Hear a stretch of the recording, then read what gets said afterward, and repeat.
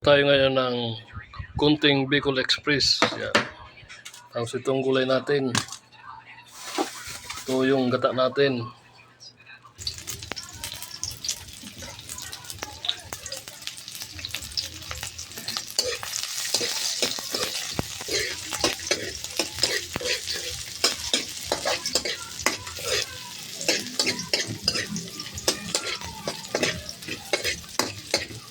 Lagyan natin yung pabila-bilang kanin.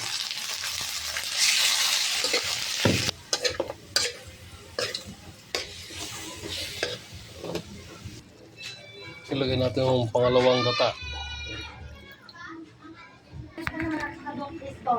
Ilagay natin ating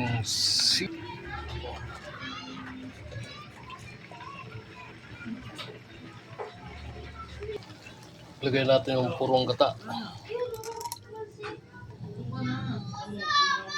Ilagay natin ang durog na paminta. Ilagay natin ang siling almoranas. Ilagay natin ang chicken cubes. Ilagay natin ang 1,500 na sen.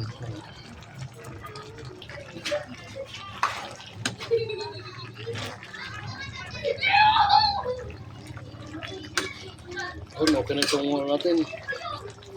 Latang sitaw, Bicol ala Bicol Express. Ganyan, purong gata.